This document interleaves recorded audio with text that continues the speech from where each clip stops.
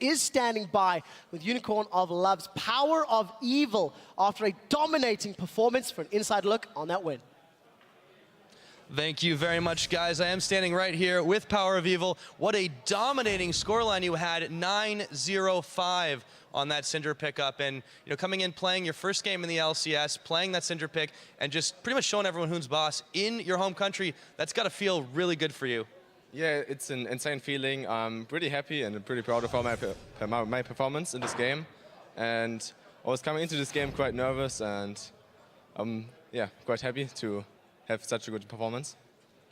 Alrighty then, and also I wanted to ask a little bit about just generally speaking, some of the expectations on your team. A lot of people had given a lot of hype up to you guys going in this game against Gambit, but we're sort of the old school, known as the Master of Innovators. Your team coming in, kind of knocking them down a few pegs. You were able to really take that belt away from, take that title of Innovators away from them. And how did you really plan against this team that seems like a lot of people had trouble preparing for? I think we are just in general, I would compare us to Gambit as well, just because of the innovating picks. And we're just training them every day and trying to improve on them, trying to pick them off guard. And I think in this game, I got one of my best champions, and I got helped by my jungler Kikis, who got me the first blood, which I snowballed pretty good. Yeah, perhaps people maybe start thinking about taking your Syndra away next time, and hopefully, I hope we get to see it a little bit more personally. That was amazing. Lastly, I do want to talk a little bit about some of the expectations people had on you. We touched on this a second ago, but you were ranked recently, I'm not sure if you're aware, 17, I believe, in the LOL Esports Power Rankings. For a team that just came out of Challenger, does that feel like there's a huge chip on your shoulder that you have to perform well, or does it just kind of act as an extra confidence booster to you? I think it doesn't affect us that much that we were ranked 17, at least me as a person and as a player. So I just came into the game and tried my best, tried to win the game, and it doesn't really matter for me at least, which other people are like ranking us. I'm just trying to perform as good as we can, and hopefully trying to win as much as we can in LCS. Well, I hope to see a lot more of you coming up soon. Now with that, we're going to send it back over to Shox and Crepo at the desk, who are going to break down that game's plays. Thank you very much, Pyra. Always nice to hear from Power of Evil. First time in the LCS, but we've heard from him at IM San Jose already. I'm a fan. You're a fan. I'm objective, but it was definitely nice to see them play. I could be subjective. You can certainly say that. Talk to me about picks and bans in this one. We had Thresh, Hecarim, Janna, Rek'Sai, Sejuani, Xerath. Not the most normal of ban faces. Yeah, so let's take a look at Gambit. They take away the Thresh from Hylissang, that's good. Then they analyze in themselves, okay, Janna's the second best champion, let's take that away. Okay, but then you opt for the Annie, which leads up to Leona as a counter pick. And in my opinion, a Leona that plays well, and especially when you get the Gromp advantage, should always beat an Annie lane. I think Hylissang could even min-max more in that matchup, being he could find a little few windows where he can actually abuse the matchup. But other than that, I really want to give props to Hylissang's Leona play. It was absolutely stellar. Once they started snowballing, he was making picks together, and especially in synergy with his teammates. Every time Power of Evil opened up with a stun, Hylissang would follow up to predict Zenith Blades in the odd chance that there was Kassin going out or Graves dashing out. That's why he was always predicting those Zenith Blades forward. Basically, either they hit and the guy dies, or they don't hit and the guy dies anyways. And he was playing really well with that Leona, and I just want to give props for that. I really hope he trains it a little more in the lane. I think he could have killed Edward maybe once or twice, and then they ended up backing off and basically getting their AD carry blown up. But other than that, they did well, and that shows. Gambit, you ban out two supports and you force him on a uncomfortable champion, and you end up losing the lane, and that shouldn't happen. No, and you do have a replay as well of that early phases of the game. The bot lane dives. Well, let's get that up on the screen so we can take a look at that. You were saying the whole time, they should go in now, they should go in now. Yeah, basically, before we roll the clip, I just want to highlight Edward's flashes down, and that basically means that they can at any given point flash in or just ult in with Leona. And we have Syndra coming down as well, so this is really good. Power of Evil is translating his advantage from the mid lane to the bot lane. He'll never kill Kassin 1v1, but he can roam. At the same time, I want to highlight that Gambit did well is communicate, because they get the first TP down and Kassin follows. Let's roll the clip right now, and we can see what happens. So they correctly identified Pinoy is only left under the tower. Edward's all the way out of position. Good job waiting for the ulti before Graves dashes. Twist Power Reveal comes in, but here's Kabashard with the TP, followed by Vizichashi. He's very close to going to Mega Nair. Good stun by Eddie, still like delaying the all-in, because this buys him enough time, and Vardox goes low enough for Kassadin to pick up that return kill. So I just want to highlight that this is a play that was played well from both sides. I think Eddie backed off a little bit too far initially.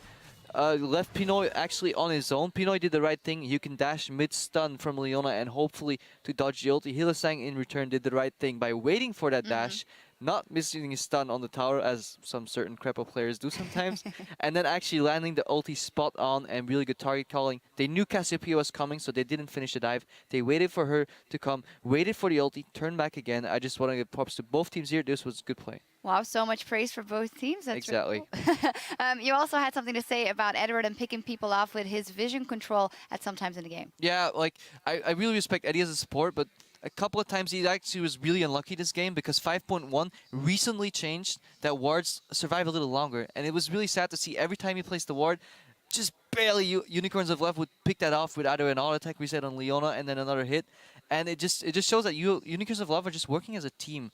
Like they're attacking wards together. Even these small wins allow them to choke out the vision from Gambit and then create picks because of that. We have Leona opening first and Power Level following up. We have Power Level going up first, Leona following up. We have the tank presence of Gnar and Jarvan, which is really, if you have this AoE blow them up comp, it's really good to have this tank presence that can draw some attention until somebody missteps, and that was something Gambit was lacking. They had Kassadin to punish missteps, they had Annie to punish missteps, they had Cassio to punish missteps, but they didn't have any tank to really draw the attention, keep people in range for that to happen, and you saw really how well Unicorns of Love abuse that fact. Absolutely. We have actually one final replay where Unicorns of Love show that their synergy is on point. They know exactly when to go in. Let's get that up on the screen. There was only one team fight I think they lost, but all the rest they executed. Yeah, in the end, they actually got turned on by the Cassiopeia ult, and you can see how well they respect it, right? So they're at Dragon right now. We can roll the clip, and they don't prioritize the objective. They basically use it as bait. They know Gambit's coming in, so they go on Diamond, they want to take him out, don't have the 50-50 smite, and look at Vizichachi, just flashes in, puts people in the wall, Hylissang follows up, Eddie doesn't even have time to use a stun. They back off to the Dragon. Gambit is still being like lured in. They shouldn't like go for this anymore because they're so desperate to land that money Cassiopeia ulti. But Nick overextends right now. You see there's no tank drawing the aggro on Unicorn of Love. Sure, they land the 4-man Cassiopeia ulti, but it's too late because they have to invest too much HP to get close enough to make that happen, in a sense. Sure, if they snowball, they can do that all game, but if they ever get behind, their front line will just get blown up before they can even get in position to, use that wombo combo. Yeah, for me, one thing coming into this one for the Unicorns of Love were some question marks.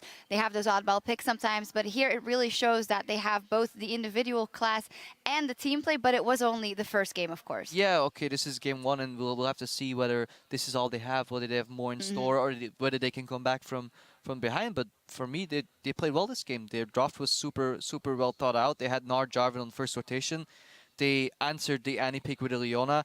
They filled out Sivir, and then they hovered the Orianna. That's actually the last thing I want to highlight is Orianna would have been great in this to comp, like, thematically, right? You have Gnar and Jarvan going in, and you can put the ball on them, and then ulti. But then they were smart enough to think, like, we actually don't need that. We can just start making the picks with the Syndra and then just have everybody else follow up instead of setting Jarvan and Gnar in and then using the Orianna ulti.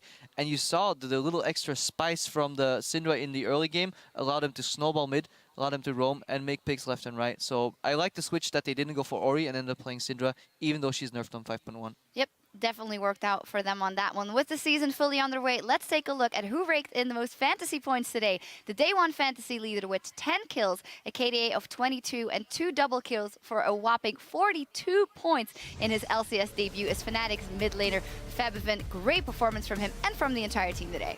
Yeah, he did really well. There's actually not much to say about that. Nah, I really performance. Actually, just going back to the Fnatic game. No, you're not allowed to talk. No, okay, I'm done. Okay, I really want to say Fnatic played forward so well. You know, that's the one thing. If you don't have a tank, everybody dove in, and people were wondering, is Febiven gonna get blown up on Zeref? No, he just stood back and basically immediately launched every ulti every time Fnatic CC'd somebody. It was beautiful to see the way strategically Fnatic played in that match. Yep. And as we wrap up the day, let's pull up the standings with 5 matches down in the 2015 Spring Split. Here is how the teams stack up. Half of the teams are tied with 1 win, while the rest have a loss each after the first day of the season. And while looking at that table, the Copenhagen Wolves on top with Fnatic and Giants. And then at the bottom of the table, Meet Your Makers, H2K and Rocket. H2K will especially be beating themselves up, I think, after that one here today. Yeah, they definitely basically threw the game, you know. They had a team fight composition that snowballed a little bit, but they were actually better at split pushing than their adversaries, and they should have basically kept the map open, used those side lanes to get the victory. But impressive that Copenhagen Wolves came back in that game. Yeah, another big one was, of course, Elements suffering a defeat from Fnatic, who played fantastically, but that's all going to change tomorrow with 5 more games beginning with Meet Your Makers versus SK, and the new Fnatic will face off against H2K. Then we'll wrap up the week in Europe with the Unicorns of Love versus Elements. Those matches all start at 6 p.m. Central European Time. That's 9 a.m. Pacific, so don't miss it. And that is all for day 1 of the 2015 season here in Berlin. On behalf of myself, Crepo, and the entire broadcast crew, thank you for watching, and we'll see you tomorrow. Welcome, ladies and gentlemen, to day 1. Glacial Tomb will keep Huni alive for a few seconds longer, but Froggen with the glitter lance, he gets the first kill of the fight. Rainover looks to secure one, but he's dropped in the background. Shook gets sniped by Feathervin. They are the victors of the first game of the European LCS. That's going to be a dead mime. Whirl it flashes forward. That's a double counter-strike. Double kill. Gonna close it out for the triple. They win their first game of the European LCS. Oh, let's look at W1D1. He's running in. He gets a double.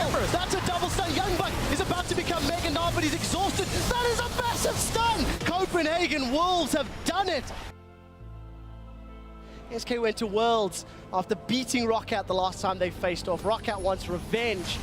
We are about to find out how this goes. They've gone onto Enrated.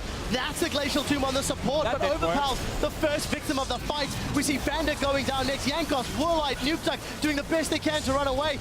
For the final match of day 1 of the Spring Split.